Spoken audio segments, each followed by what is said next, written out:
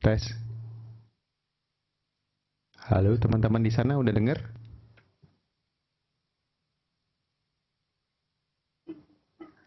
Halo?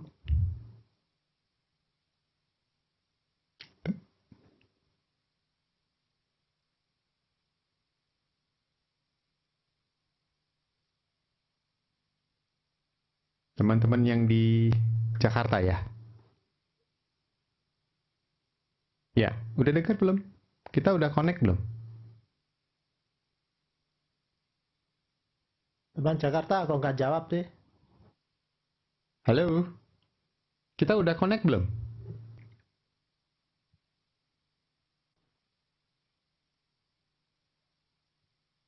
Halo Jakarta. Halo. Belum ya? Belum connect, belum dengar. Mau mulai soalnya, tapi suaranya kelihatannya Jakarta belum bisa masuk ke sini.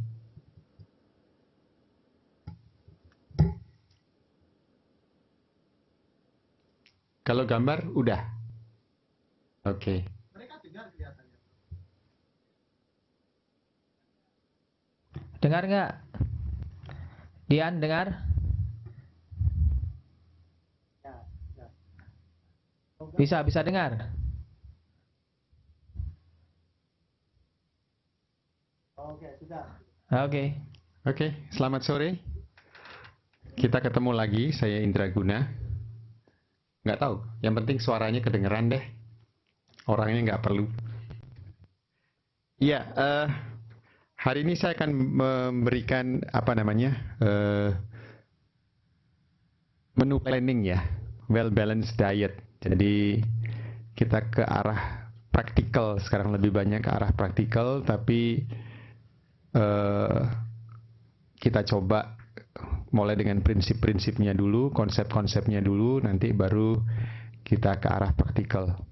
Nah, beberapa buku yang bisa dilihat untuk well balanced diet ini, di sini ada daftar analisis bahan makanan. Itu ada yang ini. Nah, ini ada daftar nama makanannya. Kemudian ini ada komposisinya, dan ini dibuat di Indonesia.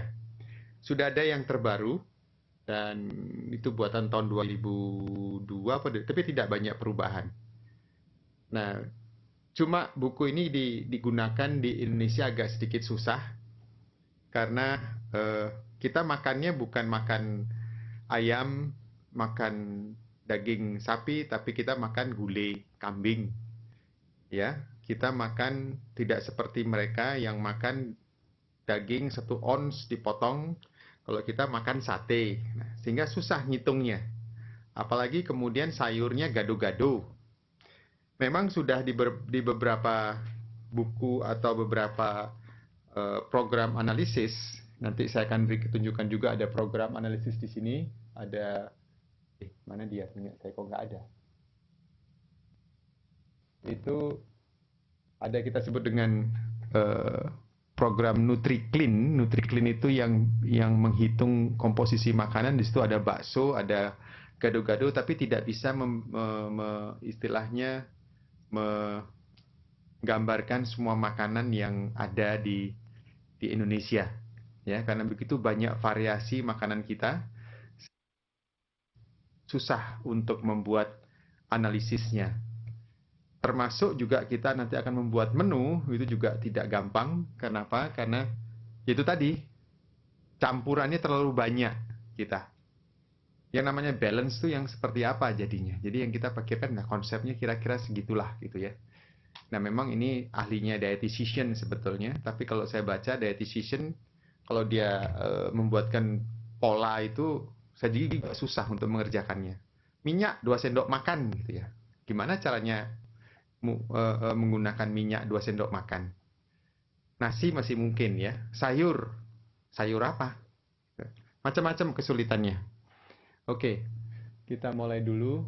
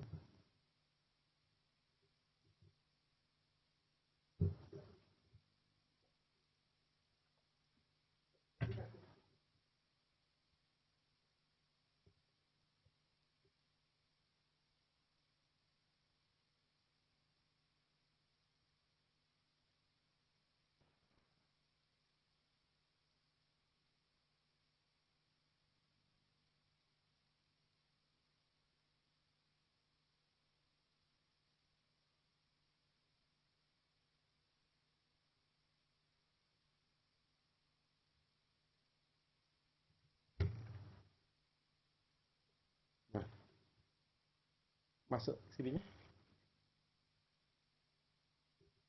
Oke. Jadi ini harus dibikin dulu ya.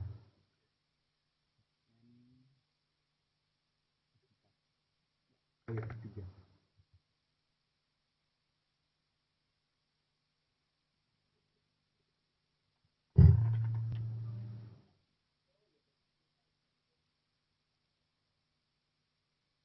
Ya. Jadi yang kita diskusikan sekarang adalah bagaimana yang dimaksud dengan diet yang balance dan bagaimana membuat menu ya. Tapi yang saya berikan hanya prinsip-prinsipnya saja karena ini lebih banyak kepada praktikal dan sebetulnya tugas kita hanya membuatkan, setelah itu diserahkan kepada dietitian. Nah, dietitian yang merancang. Ya, dietitian yang merancang misalnya dengan kalori sekian, protein sekian, kemudian lemak sekian, lebih banyak kepada ini, lalu nanti dietitian akan membuat rancangannya. Tapi paling tidak kita tahulah bagaimana mereka membuat supaya kita tahu di mana kita bermain di situ, ya. Saya mulai dengan prinsip-prinsipnya dulu. Jadi prinsip daripada well balanced diet itu nomor satu dia harus adequate. Adequate di sini terutama dari segi mikronutrien ya. Jadi baik itu energi maupun protein, mineral, vitamin dia cukup jumlahnya. Jadi jangan sampai dia lebih kecil dari requirement. Minimal basic requirement diperoleh. Nanti kita sampai kepada yang dimaksud dengan basic requirement. Kemudian di samping cukup atau isinya cukup, dia harus balance ya. Balance di sini komposisinya harus balance. Tadi cukup, itu sesuai dengan kebutuhan. Sekarang seimbang. Komposisinya seimbang. Jangan sampai terlalu banyak misalnya, terlalu banyak di karbohidrat, rendah lemaknya. Atau sebaliknya, terlalu banyak lemaknya, konsentrasi lemak terlalu tinggi, proteinnya kurang. Ya. Jadi betul-betul yang dimaksud balance itu selain cukup tadi, dia komposisinya seimbang. Ya, sesuai dengan komposisinya. Kemudian, dia harus kontrol energi. Ya, ini yang paling sering kita harus hati-hati. Kenapa? Karena sering sekali kalau energinya kita kurangi, maka yang lain ikut menurun. Kalau energi ini kita tambah, maunya kita menambahkan nutrien yang lain, energinya ikut naik. Ya. Jadi oleh karena itu ini kita kontrol betul. Jadi kita harus tentukan dulu berapa sih sebetulnya si A, si B, si C itu memerlukan kalori. Baru kemudian kita pecah. Ya. Baru kemudian kita pecah, baru kita kemudian terjemahkan. Jadi yang nomor satu itu kalorinya dulu dihitung. Kemudian nutrient density, kita harus perhitungkan antara kaitannya dengan kontrol energi, kita harus kaitkan juga dengan densitas atau kepadatan dari kalori atau kepadatan dari kandungan nutrien di dalam makanan itu. Misalnya susu dengan keju nggak sama jumlah kalorinya, ya. Kalau seandainya dia seharusnya kita masukkan, karena yang kita hitung cuma fat, ya. Fat katakanlah 10%. Kalau kita mau ambil dari susu berapa banyak? Kalau kita mau ambil dari keju berapa banyak? Tuh, kita harus perhitungkan densitas dari makanan itu. Jangan supaya dia jangan overeating. Atau under, atau juga kurang ya. Tapi yang lebih sering adalah over. Karena kita ngitungnya, kita samakan antara daging ayam dengan daging sapi, akhirnya patok yang kita lihat adalah daging sapi, tapi yang kita berikan daging ayam. Nah, beda ininya. Kandungan proteinnya jelas beda. Jadi ini semua masing-masing dia punya komposisi atau densitas nutrien yang berbeda-beda, ya. Itu sebabnya sebetulnya ya jelas kita tidak bisa 100% bisa memenuhi semua ini adekuasi balance, tapi paling tidak kita mendekati situlah, ya. Mendekati itu. Selanjutnya, moderate. Moderate di sini kita harus perhitungkan juga si orang ini dia kayak jangan sampai karena istilah rumah sakit makanannya kuning sama putih gitu ya. Jadi dengan kata lain, no taste, no performance. Jadi makanan itu juga harus dibuat seindah mungkin. Selain tadi mempertimbangkan semua itu, dia harus mempertimbangkan juga rasa, kebiasaan orang itu makan, kan gitu. Dan ini yang penting. Karena food concept itu setiap orang atau setiap budaya beda-beda. Orang Muslim tidak menganggap daging babi itu sebagai makanan. Orang Manado menganggap daging anjing itu adalah makanan. Ya. Orang Papua dia katakan nasi itu bukan makanan. Nasi itu snack. Kita itu roti, bagi kita snack. Ya, kita baru mengatakan diri kita makan kalau kita sudah makan nasi. Ini food concept ini beda-beda setiap orang, dan kalau kita tidak memperhatikan ini nanti kita bisa jatuh di sini atau jatuh di sini. Ya. Maunya kita kasih dia makan supaya sesuai, ternyata dia merasa lapar, dia pikir roti itu tidak makan, jadi dia makan roti misalnya. Ya, akhirnya nutrien density-nya meningkat, kalorinya tidak terkontrol. Dan ini yang saya katakan seninya di sini. Bagaimana mempertimbangkan, dan ini diperlukan deep discussion ya. Jadi wawancara mendalam supaya si pasien itu dia satisfaction-nya tinggi terhadap, karena dia boleh makan, tidak harus merubah menu makannya. Sering sekali ini menjadi awal dari kegagalan program diet karena si pasien diberikan makanan yang bukan makanannya, yang dia tidak biasa makan. Ya, satu contoh, kemarin ada pasien saya, dia orang Papua, dia kena DM dan saya mintakan diet, yang keluar adalah nasi sekian gram. Setelah dia pertamanya dia ikut makan, setelah seminggu 2 minggu anaknya lapor sama saya, "Bapak boleh makan ubi, Dok?" katanya.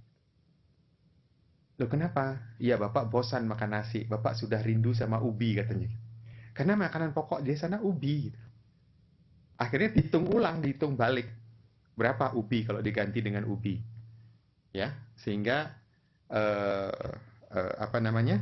si pasien bisa kembali kepada makanannya dan dia merasa cukup satisfied dengan makanannya. Nah, yang berikutnya adalah variety atau bervariasi. Kadang-kadang saking susahnya ngitung, orang pikir ya sudahlah makan itu aja terus, daging ayam terus setiap hari. Karena kalau daging babi daging kambing ngitung lagi, daging burung puyuh ngitung lagi, daging ikan ngitung lagi ya, karena variasinya begitu banyak ya. Nah, oleh karena itu diusahakan memang supaya orang itu selalu bervariasi makannya, karena setiap makanan berbeda-beda kandungan nutriennya ya. Berbeda-beda, komposisi nutrien itu berbeda-beda. Bahkan dalam satu jenis makanan di tempat yang berbeda ditanamnya, dia juga kandungan nutriennya juga belum tentu sama. Tapi oke lah, itu kita tidak terlalu pikirkan. Kenapa? Karena ngitung yang satu ini aja sudah susah gitu ya, variasinya.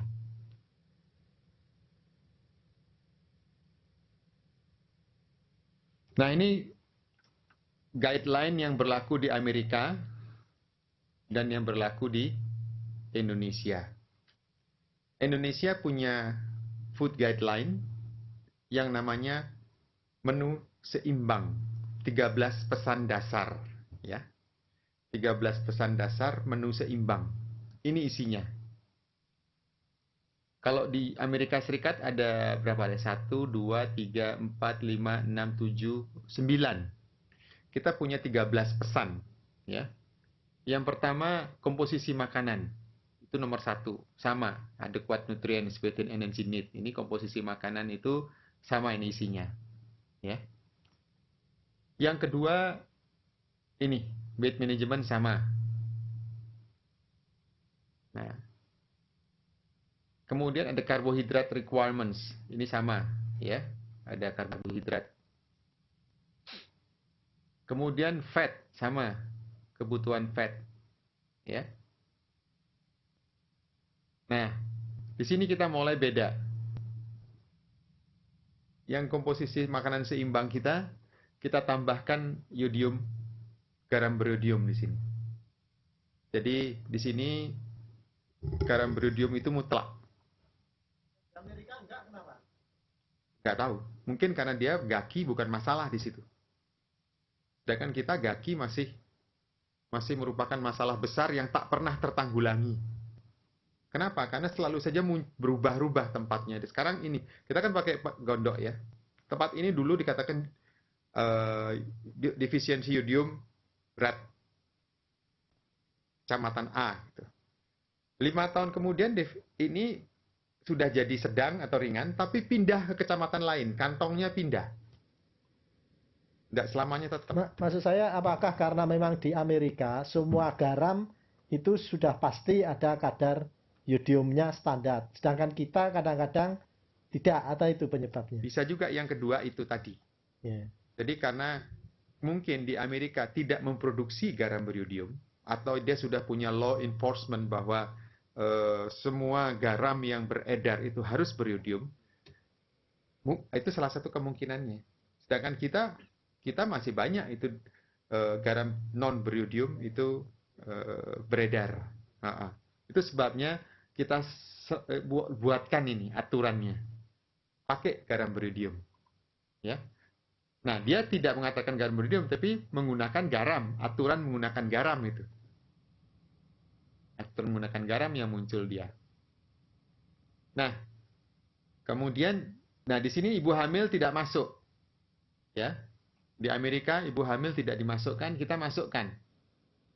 Di Indonesia dimasukkan itu. Untuk ibu hamil, dia harus mengkonsumsi besi. Jadi dia harus dapat tablet besi. Kemudian di sini juga ditambahkan busui. Jadi breastfed itu mutlak diberikan 6 bulan pertama, dan setelah itu dilanjutkan sampai usia 2 tahun. Ya, dengan kata lain, sisi agak berbeda di sini. Di yodium, kemudian zat besi pada ibu hamil, dan breastfeeding.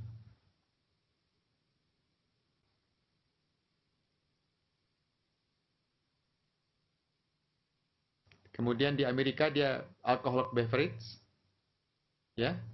Di sini kita juga masuk, enggak, restrict alkohol sama, ya, sama. Kemudian di situ tidak ada dipesankan harus ada breakfast. Kita sangat ditekankan. Setiap itu masuk dalam menu seimbang kita, 13 pesan dasar, ya. Harus ada breakfast. Physical activity kita masuk, di sana juga masuk, di Amerika di tadi sebelumnya.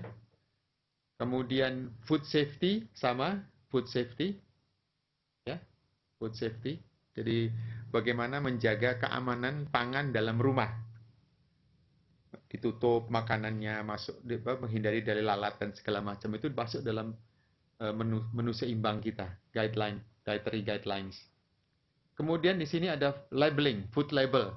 Di Amerika nggak dimasukkan, karena mungkin sudah terbiasa orang membaca food labeling. Kalau kita dimasukkan, harus dibaca itu label, harus ada.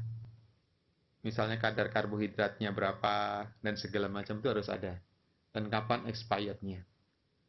Ya, jadi inilah yang ada guideline yang ada di Indonesia. Tidak 100% sama dengan yang dibuat oleh Amerika, dan setiap negara beda-beda itu guideline-nya. Nah, ini piramidnya Amerika, ya. dia membuat piramid seperti ini, sedangkan Indonesia sendiri punya. Ini punya Indonesia ini. Ya, food pyramid. Hampir sama, tidak beda. Ini kita mengadopsi food pyramidnya Amerika yang lama. Ya, yang sekarang yang tahun 2005, mulai tahun 2006 sudah berlaku seperti ini. Amerika. Secara prinsip beda. Kalau di sini dia bicara masalah serving, kalau di sini dia bicara masalah composition. Ya, servingnya hilang, jumlahnya hilang. Dulu kita 4 sehat 5 sempurna, terus oleh Amerika karena kita ngikutin ini, akhirnya kita bicara masalah serving, kita bicara masalah jumlah. Karena Amerika ikuti jumlah. Sekarang Amerika sudah tidak lagi bicara masalah jumlah, dia bicara masalah composition, di mana dia bukan lagi bicara yang dipatok di sana adalah berat badan, controlling weight management dengan komposisi seperti ini. Praktis memang akan bicara masalah nominal, jadi masalah porsi, ya. Tapi yang dia pentingkan komposisi di mana di sini green itu porsinya, ini kan dibagi 1, 2, 3, 4, 5, 6. 1, 2, 3, 4 yang kecil ini, 5, 6. Ya, dimana di situ akhirnya green itu dengan vegetable, veg, dan fruits itu mereka porsinya lebih banyak dibandingkan green. Ya, dan milk itu hampir sama dengan green. Sedangkan meat segala macam porsinya kecil, ya. Jadi tampaknya di sini kita lihat mereka sudah mulai mengarah ke vegetarian, di mana konsumsi hewani dibuat sangat sedikit lebih banyak daripada konsumsi gula, ya. Jadi kayak daging, susu, daging, telur itu di sini tempatnya. Sedangkan di sini susu, yogurt itu di sini tempatnya. Ya, ini tempatnya buah, juices, dan ini tempatnya sayuran. Dan ini baru green. Hampir mirip seperti ini, tapi di sini komposisi tidak begitu bisa kita lihat dibandingkan ini. Ya, komposisi tidak bisa begitu lihat di sini.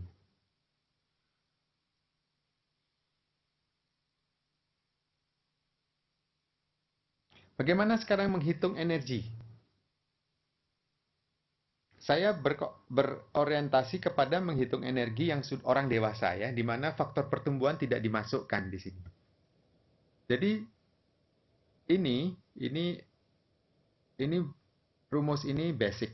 Jadi ada umur, ada kelamin, ada berat badan, ada tinggi badan, kemudian ini yang menggambarkan basal metabolic rate, ya, atau disebut dengan resting energy expenditure. Ini berlaku untuk orang sehat, ya. Dalam tanda kutip orang yang tidak menderita sakit, tapi dewasa, ya, sudah dewasa, dan ini ditambahkan ke dalam kebutuhannya, jenis aktivitasnya,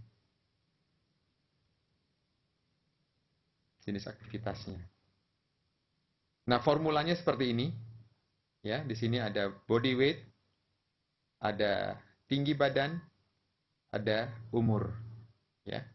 Jadi ini untuk laki-laki dan ini untuk wanita formulanya.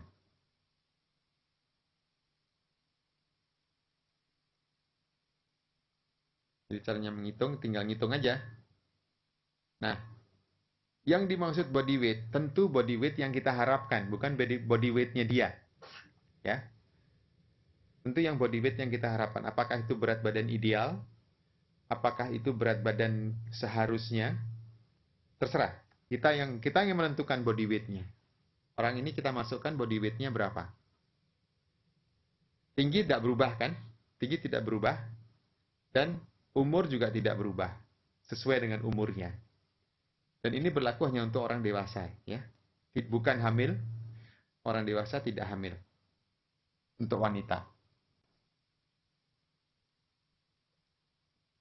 Nah, untuk jenis aktivitas itu ada dua apakah kita mau melihat per item aktivitas, ataukah kita buat simple, sesuai dengan pekerjaan umumnya dia. Ya. Kalau kita mau buat ini label per activity, itu ada bahan bukunya yang dikeluarkan oleh WHO, sudah tua, tapi sampai sekarang masih dipakai. Yang kita sebut dengan Energy and Protein Requirements. Ini punya technical report seriesnya WHO tahun 85. Ya. Sampai sekarang masih dipakai untuk menghitung jenis aktivitas ini. Misalnya, ya, membersihkan rumah, nyapu, itu berapa? Ya, semuanya dihitung per kali BMR. Jadi kita harus ngitung BMR-nya dulu. Ini kita hitung dulu, kan itu formulanya. Nah, kemudian aktivitasnya kita ngitung. Misalnya apa, ngelap meja. Itu berapa dia? Dihitung nanti berapa lama dia. Misal, karena BMR itu berlaku 24 jam. Jadi misalnya dia ngelap meja 10 menit. Ya, ngelap meja 10 menit. Kalau di sini disebutkan jadwalnya ngelap meja itu 2,7 kali BMR. Ya, 2,7 kali BMR. Sedangkan BMR itu kan 24 jam. Katakanlah BMR-nya dia 2.300 kasarnya. Kalau ngelap meja jadi berapa? 2,7 kali 2.300, itu kan? Itu berlaku kalau dia ngelap meja terus selama 24 jam, kan? Ya, dia berlaku itu. Nah, sekarang karena dia cuma 10 menit, ya 10 per berapa itu 24 jam itu? Berapa menit itu 24 jam? 60 kali 24 berapa? 10 per itu kalilah dengan 2.300 kali 2,7 tadi. Tuh. Itulah jumlah kalori yang dia perlukan selama ngelap meja 10 menit tadi. Ya, nanti kemudian habis ngelap meja ngapain, ngepel? Ya, berapa menit? 15 menit. Ya dihitung lagi, 15 kali dan segala macam. Terus selama 24 jam dihitung. Yang kita sebut dengan table activity, ya. Semua ada di sini, termasuk untuk mandi, duduk ngelamun ada. Ya, duduk sambil baca, duduk nonton TV ada. Dan masing-masing ada ininya. Ada apa namanya? Ada kebutuhan kalorinya. Nah, cuman kalau ngitung itu kan jadi ruwet ya. Dibuat simple oleh WHO. WHO membuat simple. Ada heavy, ada moderate, ada light atau sedentary, ya. Kemudian dia kasih contoh yang namanya sedentary itu kayak apa? Direktur, dia bilang. Ya. Kemudian eksekutif, thinker, apa namanya lagi? Pelukis, wood carving, wood art, bukan wood carving ya, wood art.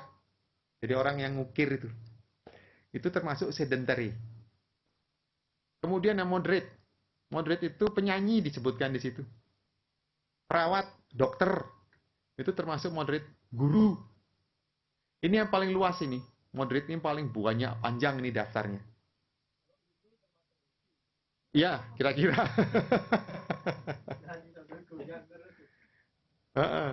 Nah, yang dimaksud heavy ini adalah nelayan, kemudian petani. Ini sport ini pun tidak semua. Ya, untuk sepak bola, swimming itu masuk, swimming pun juga dibagi-bagi. Swimming berapa jauh per minggu. Itu dibagi. Ya. Nah, ini orang bagi-bagi, kemudian ini ada rumusnya nanti. Nih. Ya. Jadi kalau kita hitung BMR-nya berapa, kemudian dia light, dia selama 24 jam itu 1,55 kali itu. Jadi simple. Katakanlah saya misalkan BMR-nya 1.500 karena dia sedentary, jadi saya 1.500 kali 1,55, itulah BMR saya. Kebutuhan energi saya. Ya. Lebih simpel jadi dibuat. Gitu. Beda laki sama perempuan beda, ya. Memang laki lebih cenderung, tapi di sini lebih tinggi ya. Lebih tinggi dia di sini.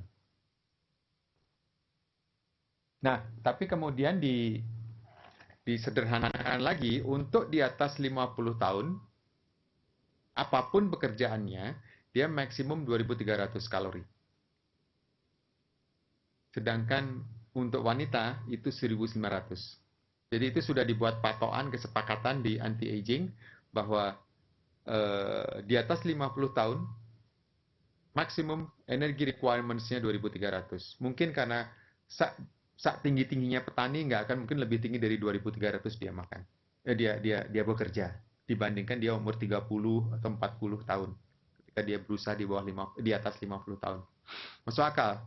Kita dulu ketika masih umur 30-an lari aja, jalan aja pakai setengah lari. Sekarang udah mulai turun. Ya. Refleks-refleks udah turun. Sehingga disepakati sekianlah kebutuhan dianggap diperlukan.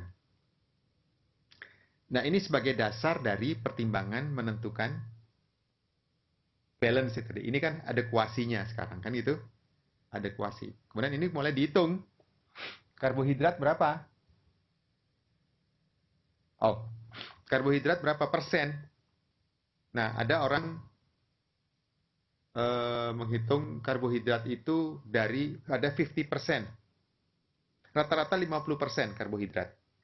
Ya. Kenapa? Karena sebagian besar makanan yang kita makan itu kandungan karbohidratnya cukup tinggi. Ini kok belum apa sudah protein. Karbohidrat